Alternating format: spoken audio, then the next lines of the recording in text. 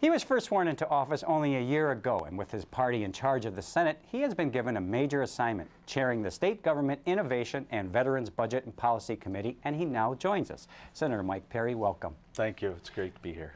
Tell the viewers a little bit about your background in the private sector and those skills that you hope to bring here to the Senate.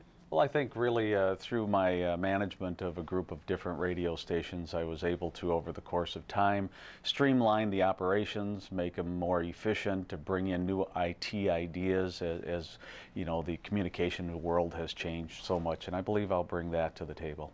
And are you hoping then to review state agencies, their operations, in light of the technologies that they're employing and try to expedite those? Is that what I'm hearing you say? Absolutely. I think that's a key issue. We need to be more consumer friendly with our citizens of the state, and I think if we focus on that, we'll get there. What does that mean for those who are running the state agencies? I mean, what kind of things should they be looking at, especially with those who are going to appear before your committee? What are you hoping that they examine? I think number one, we need to see what they've done to streamline their operations. That's the foremost in my mind that I want to see as they come forward. I'm not that interested in looking at increasing any kind of budget whatsoever until I can see the efficiencies that our department heads have brought forward in their own agencies, and we'll take a look at that. Your caucus did something very interesting. It combined the words budget and policy into the committee name.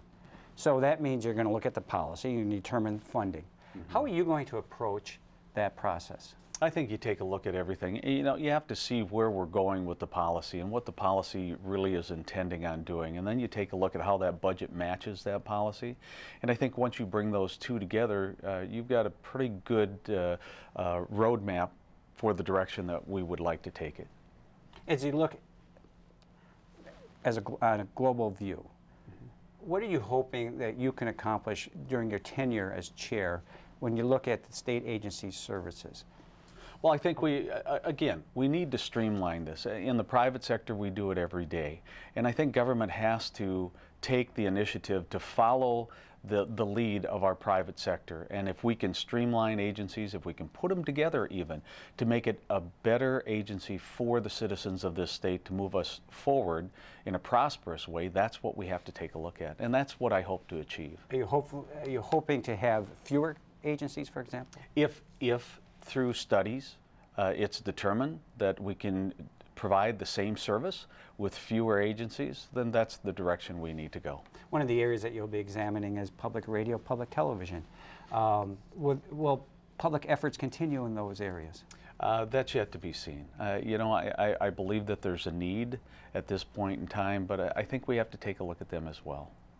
Let's talk a little bit about the veterans programs. As you know, Governor Pawlenty has for years, and the legislature passed initiatives to help soldiers acclimate coming back from war.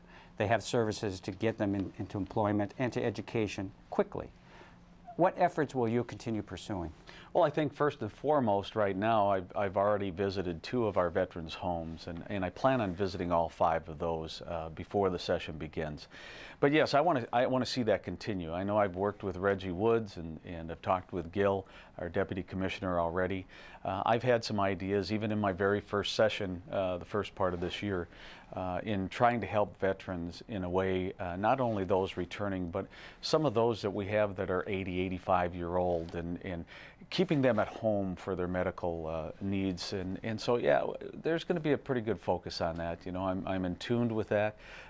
I might tell you my father was a 38-year veteran, prisoner of war twice, once in Korea and once in World War II. So I'm in touch with the veterans, and I'm happy that I'm chair of that committee. Are you happy with the conditions at the veterans' homes? That's been an issue. Well, at this point in time, what I've seen in Minneapolis and what I've seen in Laverne, I'm happy with what I'm seeing and the direction and the administration that I'm seeing. Always, there's improvements that could be made in any area, any business, any agency. But I'm excited about the thought process that I've seen so far in the first 2 of 5 that I'll visit. How aggressive will you be from the get-go? Right out of the chute, we have to be. It's a mandate from the people. We saw that in the November election. There are 3 things they really want from us. They want us to find them jobs, they want us to downsize government, and they want us to control the spending. And so I will be very aggressive. We are taping this segment prior to the announcement of the state's budget deficit.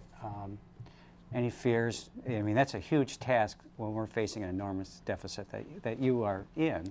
Well, you know, we'll take a look at that. But what I don't want to see happen, and I stay away from those people that always say we can't.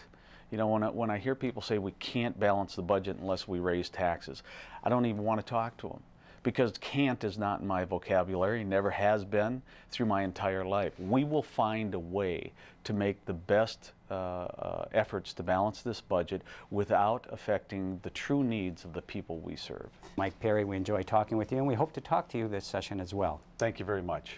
Thank you.